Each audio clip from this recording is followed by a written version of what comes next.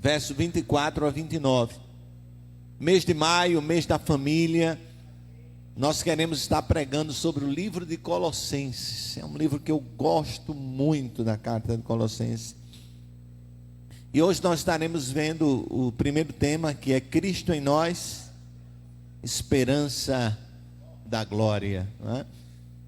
Diz assim o texto da palavra de Deus: regozijo-me agora no que padeço por vós, e na minha carne cumpro o resto das aflições de Cristo, pelo seu corpo, que é a igreja. Irmãos, só a gente pensar nesse versículo já impacta a nossa vida, né? Aqui não está uma declaração de quem está num trono, aqui está uma declaração de quem está numa prisão.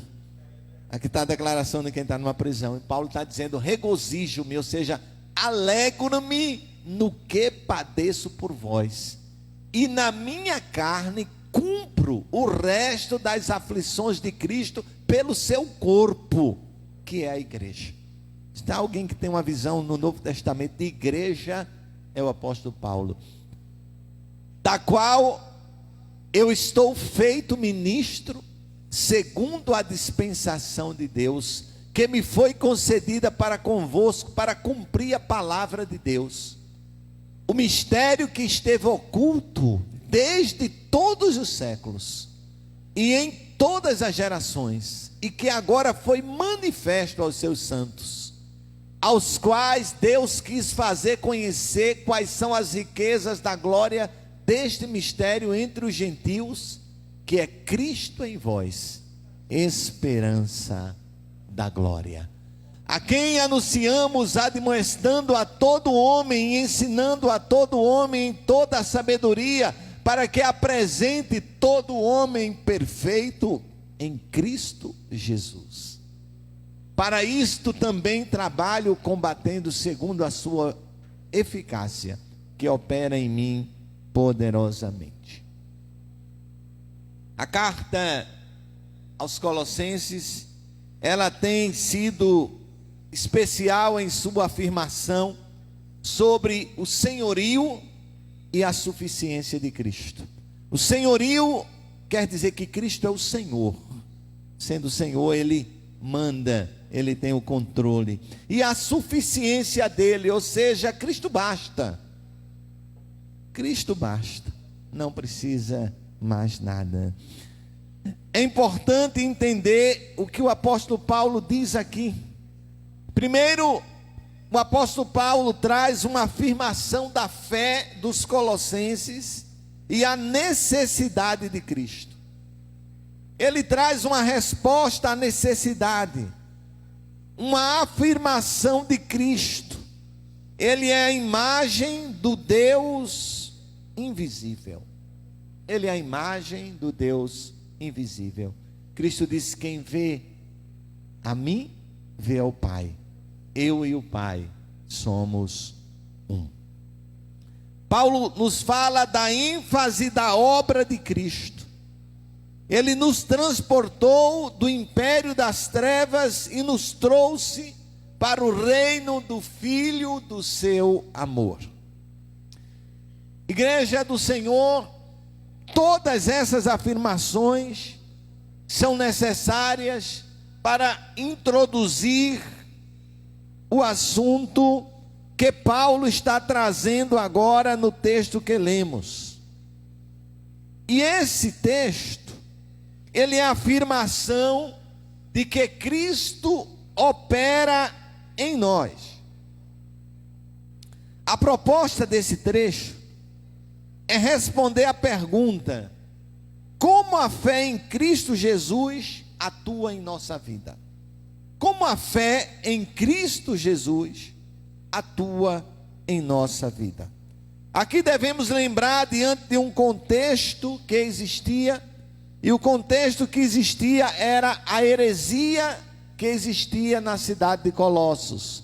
Era a heresia que existia na igreja aos Colossenses. E que heresia era esta? Que heresia era esta? É que não bastava Cristo, eles queriam Cristo e agregar outros itens para a salvação. E Paulo dizia: olha, Cristo é suficiente. Então ele começa apresentando o problema das outras propostas da esperança, as falsas heresias que prometem oferecer algo que esteja além ou que substitua Cristo. Agora, no texto que lemos, e é este, o que a afirmação sobre Cristo opera em vocês: Cristo em nós, esperança da glória. Deste trecho é responder a pergunta de como a fé em Cristo Jesus atua na nossa vida. Não sei se você já parou para pensar nisso. Aqui devemos lembrar, diante de um contexto da heresia de Colossos, que tentava substituir e acrescentar algo à suficiência de Cristo. Às vezes, sem perceber, nós estamos tentando acrescentar algo à suficiência de Cristo. Às vezes nós queremos agregar um sacrifício, agregar algum valor,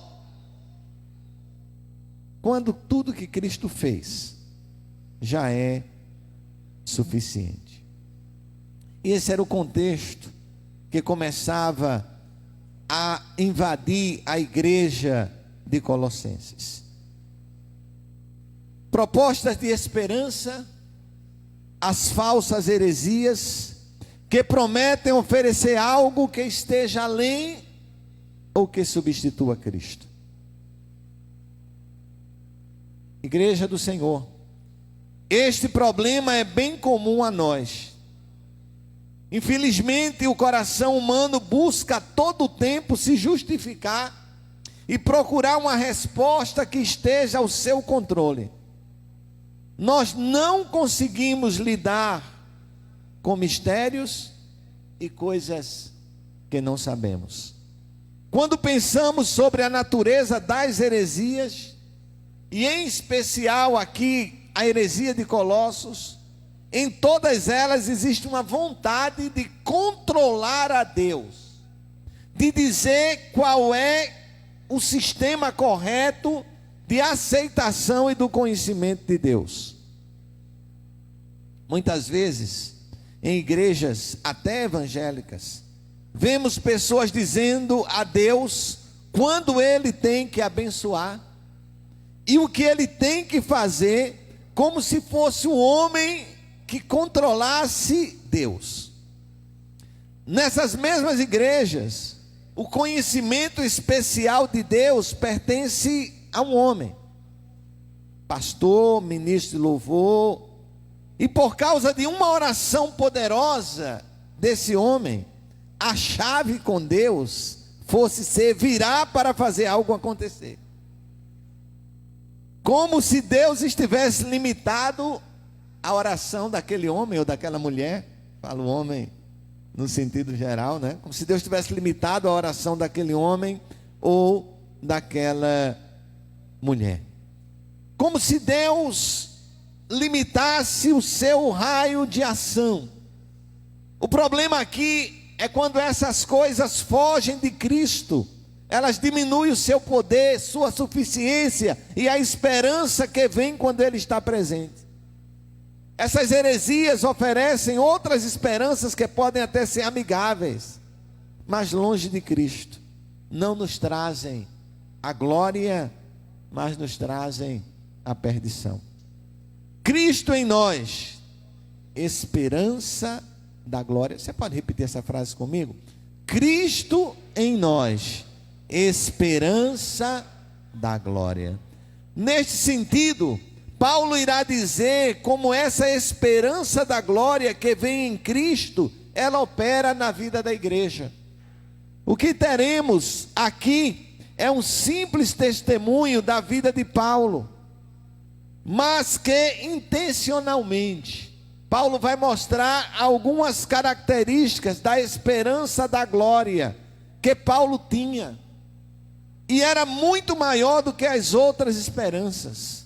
E a primeira esperança que Paulo vai registrar aqui, a primeira esperança que ele tinha como característica de Cristo nele era a alegria.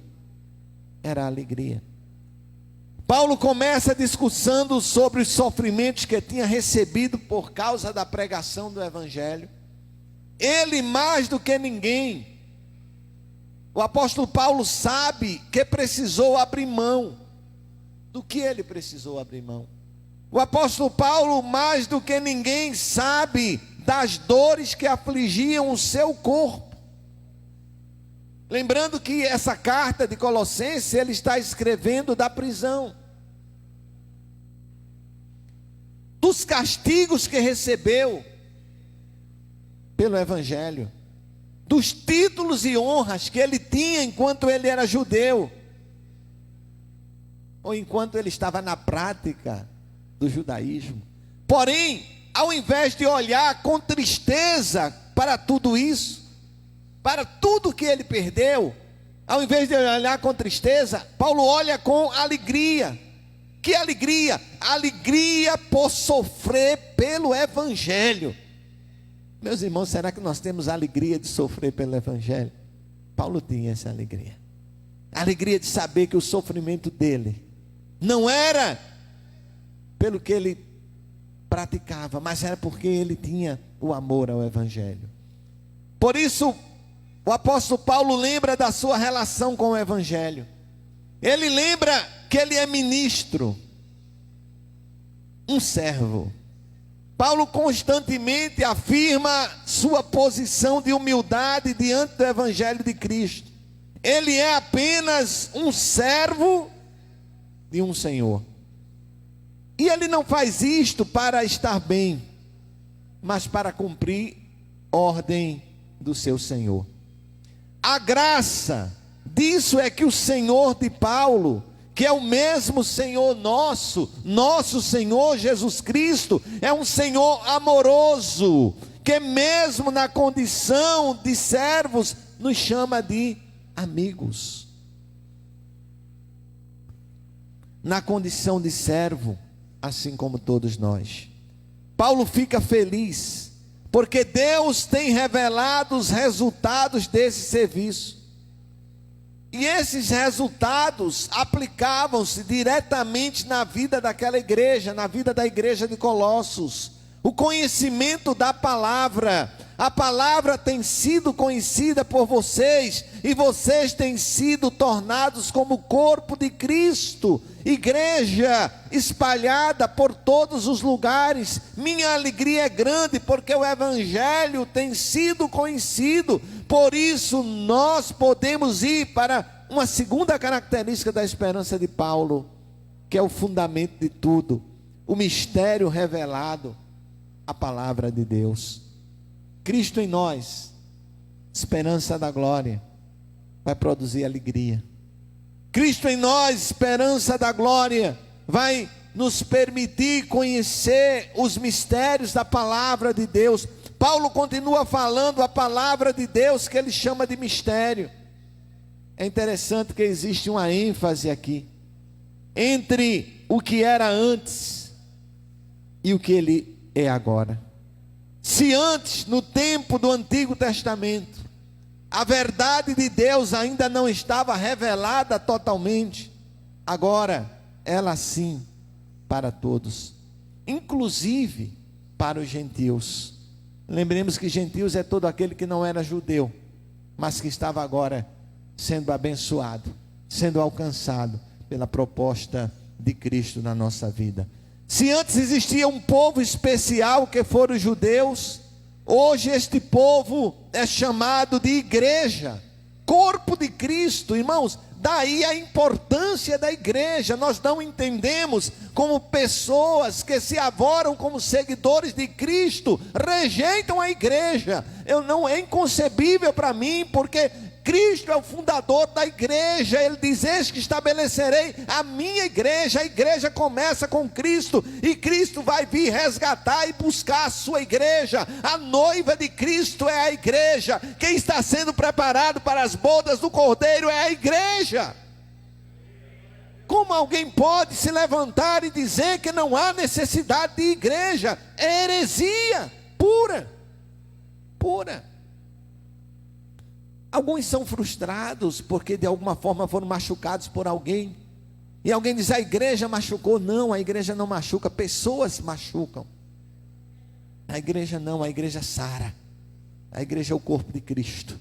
Precisamos dessa dimensão, e Paulo traz essa dimensão quando diz: Cristo em vós, esperança da glória. Isso nos faz lembrar do plano de Deus. Existe uma intenção e uma ênfase importante na expressão manifesto aos seus santos, e quis dar a conhecer. Isso no sentido de que somos produto da vontade de Deus. Ninguém conheceu a palavra de Deus, isto é Cristo, né? Cristo é a palavra viva.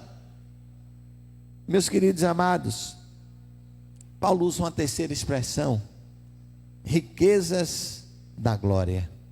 A resposta aos efeitos da afirmação de Cristo em nós. Conhecer a Cristo assim como Ele é, enquanto a única verdade sem acréscimos ou restrições, produz uma esperança da glória. Uma esperança que também é rica, riquezas da glória. Uma esperança que, por ser rica, é preciosa. Não se encontra em qualquer lugar a não ser em Cristo. A esperança da glória não se encontra em nenhum outro lugar. Ela é gratuita, ninguém precisa pagar, fazer ou justificar-se para merecê-la. Ela é dada por Deus e manifesta por Cristo. O que é que ela exige? A fé. O justo viverá pela fé. O justo não viverá pelas obras. O justo não viverá pelas coisas que ele se abstém, pelo asceticismo, pela clausura. Mas o justo viverá pela fé. É a fé que justifica. Devemos também ter em mente que foi porque Deus quis que tivéssemos uma nova esperança. Não foram os nossos desejos piedosos, não foram a nossa forma de ser, mas Cristo. Cristo é quem fala isso, contra todas as tentativas de autojustificação e de autossalvação. Eu vejo com muita preocupação nos nossos dias, talvez até sem perceber ou percebendo, mas o homem se autojustificando, buscando para si uma vida de autojustificação. Olha, quem me justifica, quem justifica a igreja é Cristo, é Ele que morreu por ela. Não importa, e foi comentado aqui no louvor nesta manhã, e nós temos aí estudado na live do meio-dia, uma jornada de 40 dias para entender o propósito da vida. E quando nós entendemos que nós somos criados para agradar a Deus, isso muda tanta coisa na nossa vida. Eu não fui criado para agradar quem quer que seja nesse mundo, mas eu fui criado para agradar a Deus. Ou seja, Deus, Ele tem prazer em mim, Ele tem prazer em me olhar como filho, Ele tem prazer em acompanhar a minha vida, e como filho, Deus vai entender cada momento da minha vida. Cristo em nós, esperança da glória. A perfeição que vemos em nossa vida, ela deve ser motivada por uma esperança da glória que é dada por Deus em nossa salvação. E o que podemos aprender com essas verdades? Devemos lembrar que os sofrimentos pelo Evangelho valem a pena. Muitas vezes paramos para pensar, por quê? Por que situações ruins acontecem com a gente? E aqueles que não conhecem a Cristo gostam muito de nos cobrar por isso, né? Olha, você não anda com Deus, Você não tem comunhão com Deus. Deus não abençoa você. Por que acontecem coisas ruins na tua vida? Por que tem coisas que na tua vida não dão certo? Não é para tudo dar certo. Até porque, gente, abre um parênteses aqui. Tem muita gente pregando hoje que quem serve a Jesus, tudo tem que dar certo. Queria dizer que eu não encontro esse ensinamento aqui na Bíblia. O ensinamento da Bíblia diz, palavras de Jesus: no mundo tereis aflições. A vida sem problema não é para aqui, é para o céu. A vida sem choro não é para aqui, é para o céu. A vida sem sofrimento não é para aqui, é para o céu. Né? Então, pastor, aí vem outro extremo, tá? Então, pastor, quer dizer que a gente tem que viver na prensa ali, na moenda, no sofrimento. Não, o meu também não diz isso. A Bíblia também não diz isso. O mesmo Jesus que disse: no mundo tereis aflições, disse: eu vim para que tenham vida e vida em abundância. Agora, que meio termo é esse? A gente tem que aprender. Aí entra Paulo: porque aprendi a viver contente em toda e qualquer situação. Está tudo bom, glória a Deus, aleluia, Deus está comigo, Ele é grande. Está tudo ruim, glória a Deus, aleluia, Deus está comigo, Ele é grande. Em todo o tempo Ele está comigo, na alegria ou na dor, no riso ou no choro, no sofrimento, Ele está comigo. Porque essa é a promessa dele: eis que estarei convosco todos os dias. E a gente tem que tomar posse dessa promessa. 2 Coríntios 4:17 diz: porque a nossa leve e momentânea tribulação produz para nós um peso eterno de glória muito excelente. Porque a nossa leve e momentânea, você diz: mas pastor, não é momentânea não, olha, está demorando tanto. Está demorando tanto, pastor, que eu não... Só Deus tem misericórdia. Ele tem misericórdia sim. Coloca nas mãos dele, começa a dar glória a ele, que até a tribulação diminui, tá? Começa a dar glória. Está no meio da tribulação, dá glória. Está no meio da tribulação, honra o Senhor. Está no meio da prova, diz: Deus é comigo, Deus é forte, eu sou vencedor. Pode o mundo todo estar olhando para você e dizer que você está sendo perdedor. Declare-se diante do Senhor aquilo que o Senhor já declarou na sua palavra para você, quando Ele disse que nada nos separará do amor de Cristo, onde em Cristo nós somos mais do que vencedores. Aguarda, né? Diga só assim: aguarda. Aguarda o que Deus vai fazer, né? Aguarda. É a ação de Deus, irmãos, na nossa vida. É a ação de Deus na nossa vida. Louvado e engrandecido seja o Senhor. Devemos nos apegar à esperança da glória, às consequências dessa salvação tão grande. A graça de viver não em função de nós mesmos, mas para servir. Lembrei agora da canção que diz: não quero viver para mim mesmo, mas quero servir e amar-te mais, Senhor. Essa esperança é revelada na forma como lidamos com a palavra de Deus. Ela deve ser lâmpada para os pés e luz para o meu caminho. Uma luz que me orienta como eu devo viver e nos faz depender somente dela para fazer tudo o que temos que fazer, aguardando o grande dia, onde a luz, esperança, a palavra do Senhor se encontrará com a luz do mundo, que é Cristo.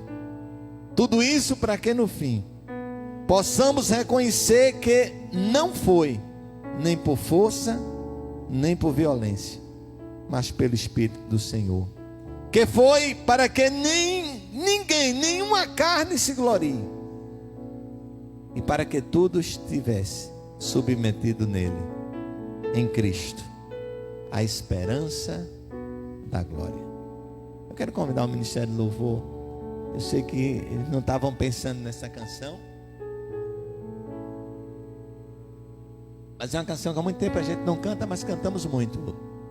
Alexandre, vai valer a pena. Vai valer a pena. Vai valer a pena, não é? Vai valer a pena. Sabe, irmãos, tudo que vivemos aqui vai valer a pena, porque Cristo em nós é a esperança da glória. Cristo em nós. Convido a igreja a ficar de pé. Cristo em nós, a esperança da glória. Vai valer a pena. Eu convido você a declarar isto. Agostinho de Hipona dizia: quem canta, ora duas vezes. Quem canta, ora duas vezes. Então convido você a orar duas vezes agora, declarando ao Senhor que vai valer a pena. Sim, vai valer a pena.